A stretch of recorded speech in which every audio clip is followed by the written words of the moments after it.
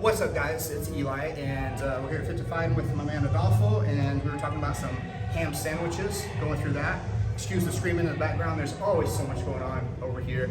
Right now there's like a fitness class, some people are fighting in another room. Anyway, the ham sandwich thing has really kind of had a resurgence, I feel like, lately. It's very popular at different waves of time. And I think the big thing is anytime slicers start to get a rise in popularity, a lot of times that's dictated by what the popular passing style is at the time. So what you see with people doing a lot more body lock passing these days and a lot more pressure passing and stuff, someone's upper body gets pinned a whole lot of the time, or people playing deep half or whatever it is. When your upper body is a little bit more restricted with the movement, but you have a little more freedom of your legs, that's what the ham sandwich and the ham sandwich mostly is really valuable for, because you don't really have to have a lot of upper body movement. So you can set the submission up like 90% just with your lower body. So here's an example of how this works. So the one that I like a whole lot, and I play this a lot from deep half.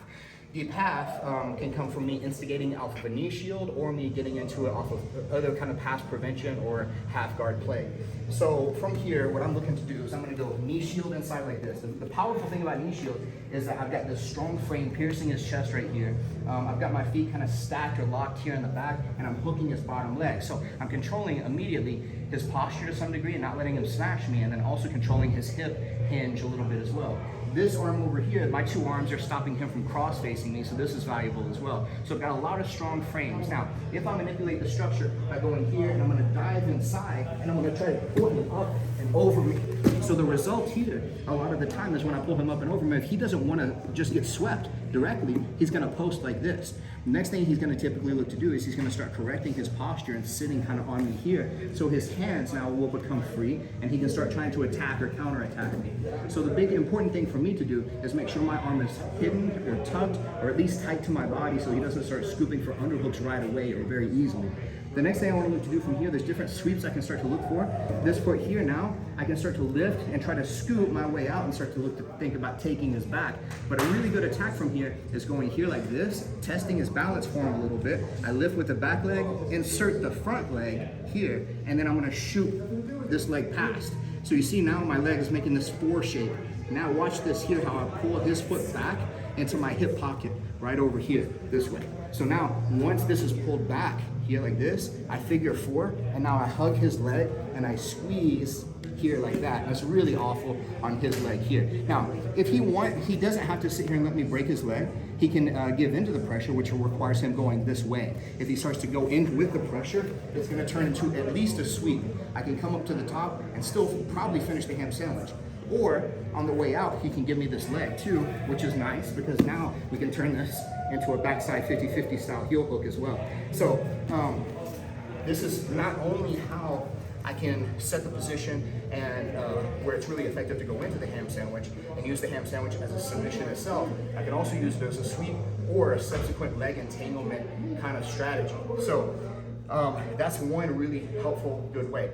A little simpler of a way than to do that, because that is a few steps, a little convoluted. The simpler way is off a butterfly guard. A lot of times when I'm just going to butterfly sweep the guy, what will happen is I'll go to sweep him and he'll post. Sometimes I'll lose the arm that I should be holding on to so he doesn't fall, and he'll kind of post out here.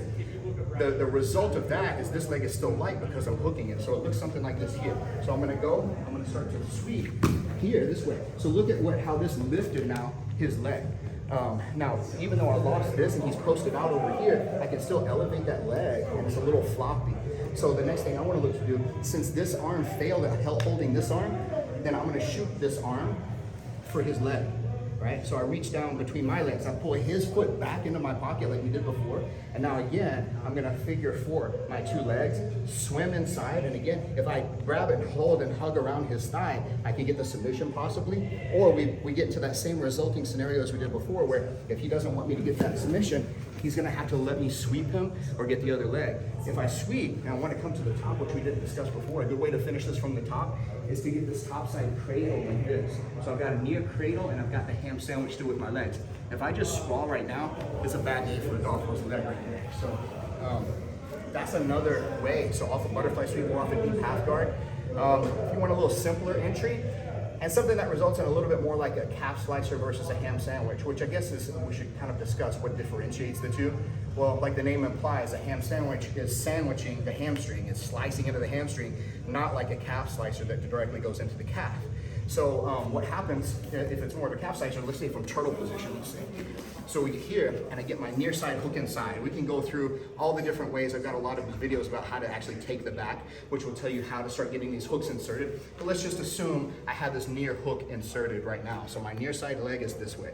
I can either roll, depending on what his energy is, or I can just reach across and pull. If I go here to pull, and I pull him back into this truck position now. So now we have something similar to the ham sandwich, but it's actually gonna be more of a calf slicer. So if I wanna really isolate, I wanna get this submission, I can't just go from here and then jump because this leg's free, his hip is free, his shoulders get free.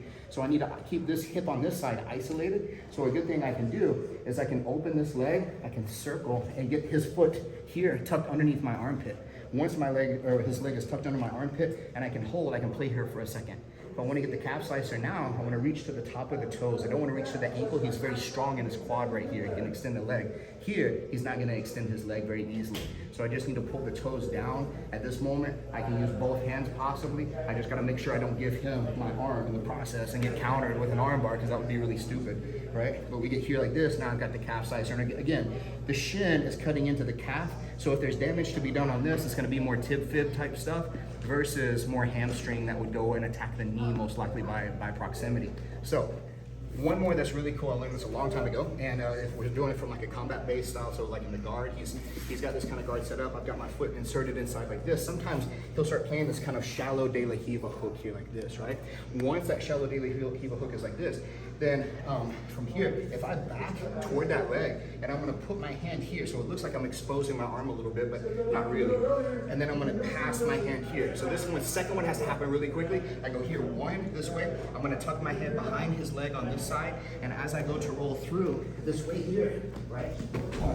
We wind up in this position. I'm gonna keep this leg tucked. I go to sit up, and again, I'm gonna hug this quad here like this to finish the submission, like this, or I can come to the top position. If he's going this much belly down, it's a better idea for me to do kind of a technical stand up here and start to come to the top position. It's already a lot of pressure, so by the time I get to the upper body control, it's pretty miserable for him. So anyway, this is a pretty quick guide to some ham sandwich details and a couple calf slicer details thrown in there too. I appreciate you, Love Alpha. Thank you very much, sir.